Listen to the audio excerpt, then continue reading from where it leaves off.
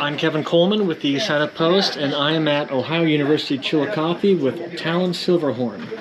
And we've met a few times before. You are, I think I can say, a key component of the Shawnees here in Ohio. You've been active with the Ohio Historical Connection with the new museum out near Xenia. Yes.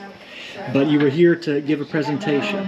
Can you introduce yourself and just explain? Of course, yeah. My name is Talon Silverhorn. I'm a citizen of the Eastern Shawnee tribe from Oklahoma.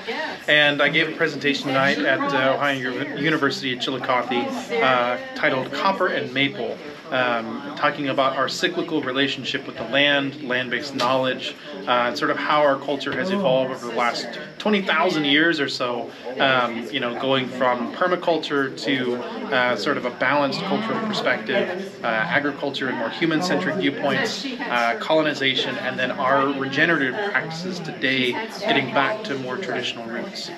And you touched on the Adena and Hopewell as well as Cahokia and the Four Ancient Cultures. Mm-hmm. Yep, talked about that, the development of cultural periods, the mass sort of labor and construction that goes on in the sort of the period from the end of Hopewell kind of on to colonization. There's a development in North America, kind of an urbanization period where lots of people begin to revolve around these urban centers like Cahokia, like Moundville, Tenochtitlan, etc. That all kind of comes to an end. Some of it comes to an end before European arrival, but the last sort of coffin nail is the beginning of colonization. So. And you pointed out sustainability versus unsustainability. Yeah, unsustainability is largely the reason that a lot of those urban centers in North America begin to sort of crumble under their own weight. So. Not all cultures are imperfect. Yeah. Yeah. You gave a very good presentation as sort of not your typical warfare, but I'm sure ethnological and ecological. Yeah, I think sort of a view that you don't often hear. Yeah, reframing our history, like most people talk about our history in a colonial conflict sense, right? And one of the questions is about Tecumseh, and you addressed that. So I wanted to reframe the way that we think about our history foundationally, not as Native Americans thinking about only during the period of European colonization, but thinking about our deep history here and sort of this continuing timeline of tribal identity and relationships to the landscape. And like I said, you are a big component of the new museum. Can you give us a little briefing about that? Yeah, I am the naturalist supervisor or cultural programs manager for Great Council State Park, which is Ohio's 76th state park. It's a 12,000 square foot museum and interpretive center on the historic site of Old Chillicothe, 1777 to 1780.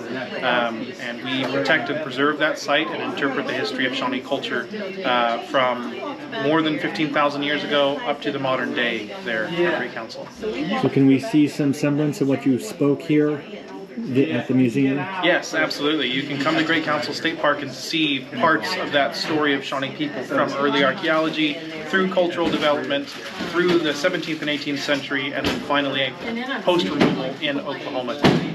And this is a brand new museum out near Zanesville, near one of several Chillicothe's. Yep, we are brand new. We just opened on June 7th in Xenia, Ohio. So. And people can learn about that online? Yes, absolutely. All right. And last but not least, the title of your talk, you say maple and copper. You're wearing copper and you have some maple with you. Can you explain the title? Sure. So copper and maple.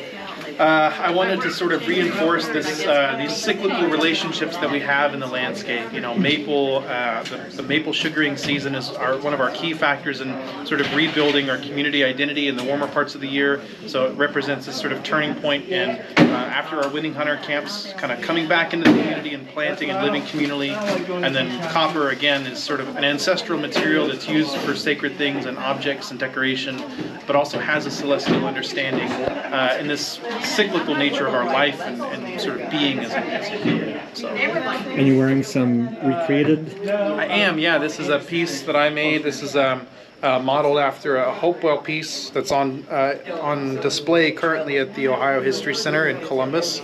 And it's a circle with 13 dimples or 13 raised spots on it, possibly representing our lunar calendar, our moons.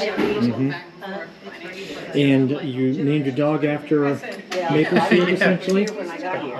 Yeah, this is Skipai. Skipai is an American dingo, and Skipai means maple sugar, because he's the color of freshly granulated maple sugar. So, and he's trying to be a good dog with all the food around being him. a very good dog. So. And unfortunately, your presentation was not recorded, but we can learn more at the museum, and perhaps you mentioned possibly a reading list, and you had some QR codes in your presentation. Yeah, I try to give as many resources as I can. I did have QR codes in the presentation. I'll be sending out a reading list to the Friends of Hopewell National Historical Park, and anyone else who reaches out and asks about resources, I'm happy to help. So. All right. Well, thank you very much. Thank you.